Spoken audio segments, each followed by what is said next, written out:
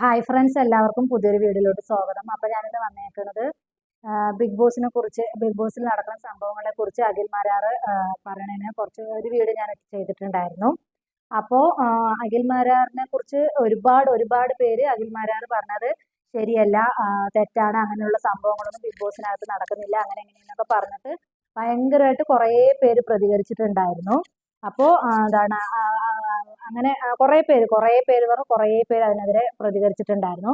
അപ്പൊ അതിന്റെയൊക്കെ ഒരു ഇതായിട്ട് ഒരു പെൺകുട്ടി രംഗത്ത് വന്നിട്ടുണ്ട്. അപ്പൊ ആ പെൺകുട്ടിന്റെ കുറച്ച് ക്ലിപ്പ് ഞാൻ ഇതിൽ ഷെയർ ചെയ്യട്ടെ. അപ്പൊ ആ ക്ലിപ്പ് ഒന്ന് നമുക്ക് കണ്ടിട്ട് ബാക്കിയുള്ള കാര്യങ്ങൾ പറയാം. അപ്പൊ നമുക്ക് ആ ചെറിയൊരു ക്ലിപ്പ് ഒന്ന് കണ്ടിട്ട് വരാം കേട്ടോ. താങ്ക് യു അഖിലേട്ട, ഇങ്ങനൊരു കാര്യം വെളിച്ചത്ത് കൊണ്ടുവന്നതിന്. കാരണം ഞാൻ ബിഗ് ബോസ് ഷോയിലേക്ക് വരാൻ ആഗ്രഹിച്ചിട്ടുണ്ടായിരുന്നു. ആ സമയത്ത് നമ്മൾ ഫെയിം ഒന്നും അല്ലാത്തത് കൊണ്ട് തന്നെ എങ്ങനെ വരും എന്നുള്ളതൊന്നും നമുക്ക് അറിയില്ലായിരുന്നു. അപ്പൊ അതുകൊണ്ട് തന്നെ ഒരു മീഡിയയിൽ വർക്ക് ചെയ്യുന്നതിന്റെ ഒരു സുഹൃത്ത് വഴി അപ്രോച്ച്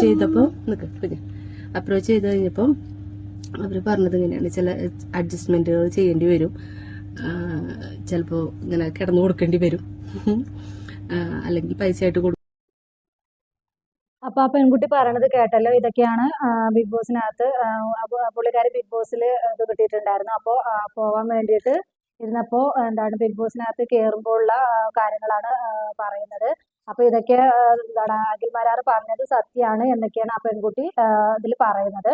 അപ്പോ നമുക്ക് ഇതെന്താ പറയാ, അപ്പോ ഇവളും ഈ കുട്ടിയും കൂടെ പറയുമ്പോൾ നമുക്കത് സത്യമാണ് എന്നാണ് തോന്നുന്നത്. അപ്പോ നമ്മളിതിലുള്ള MD-യോ അല്ലെങ്കിൽ മോഹൻലാലിനെയോ ഒന്നുമല്ല കുറ്റം പറയുന്നത്. അതിനകത്ത് ഒരുപാട് പേര് അതിന് ക്രൂ മെമ്പേഴ്സ് ഉണ്ടാവില്ല, ഇതൊക്കെ നടത്തിക്കൊണ്ടു പോകുന്ന കുറെ മെമ്പേഴ്സ് ഉണ്ടാവും, അവരാണ് ഇതിനകത്ത് കളിക്കുന്നത് എന്നൊക്കെയാണ് പറയുന്നത്. അവർ ആദ്യം തന്നെ പൈസ ആവശ്യപ്പെടും. അതുപോലെ തന്നെ ഇങ്ങനെയുള്ള സംഭവങ്ങളൊക്കെ ഞാൻ എന്തായാലും എന്റെ വായോട് പറയുന്നില്ല. അപ്പോൾ കൂടി പറയുന്നത് എന്തായാലും നിങ്ങൾ കേട്ടല്ലോ. ഞാനപ്പോൾ അത് എന്തായാലും കൂടുതലായിട്ട് വിശദീകരിക്കുന്നില്ല. അപ്പോൾ ഞാൻ കുറച്ച് ഭാഗം കാണിച്ചാൽ കുറച്ച് അതിന്റെ ബാക്കിയും കൂടെ നമുക്കൊന്ന് കണ്ടിട്ട് വരാട്ടോ. കണ്ടു നോക്കൂ. വരും എന്നുള്ളതൊക്കെയാണ് അവരും പറഞ്ഞത്.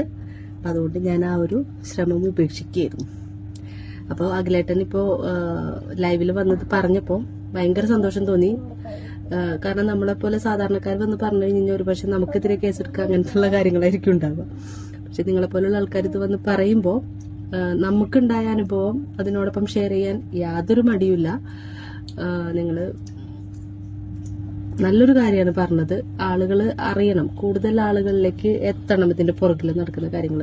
മാറ്റങ്ങൾ കൊണ്ടുവരാൻ പറ്റുമോ എന്നുള്ളതൊന്നും അറിയില്ല, പക്ഷെ അത് പറയാൻ കാണിച്ച ഒരു ധൈര്യത്തിന് സല്യൂട്ട്.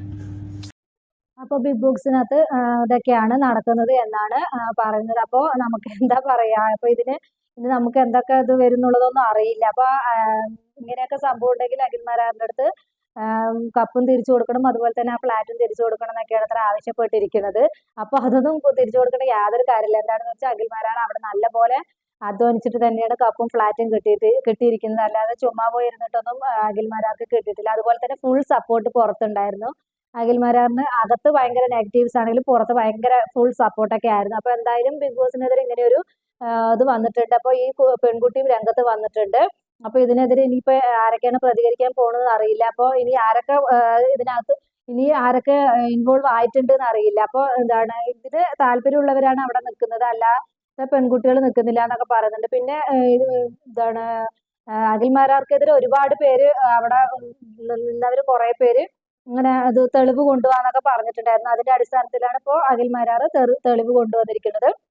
അപ്പോൾ അഖിൽ പറഞ്ഞത് 100% ശരിയാണ് എന്നാണ് പറയുന്നത്. അപ്പൊ എന്തായാലും നമുക്കിനി ഇനിയിപ്പോ ആരൊക്കെ രംഗത്ത് വരുന്നുള്ളതൊക്കെ നമുക്ക് നോക്കാം. അപ്പോൾ ഇത് കണ്ടപ്പോൾ ഞാൻ നിങ്ങളുമായിട്ട് ഷെയർ ചെയ്യാന്ന് വിചാരിച്ചു. ഞാൻ ഇന്നലെ ഒരു വീഡിയോ ഇട്ടിട്ടുണ്ടായിരുന്നു അഖിൽ മാരാർ പറയണതിനെ കുറിച്ച്. അപ്പോൾ നിങ്ങളിനി ഇതും കൂടെ അറിഞ്ഞപ്പോൾ നിങ്ങളിലേക്ക് എത്തിക്കണമെന്ന് തോന്നി, അങ്ങനെ ഞാൻ എത്തിച്ചതാണ്. അപ്പൊ ഇനി പുതിയൊരു വീഡിയോ നമുക്ക് വീണ്ടും കാണാം. ബൈ.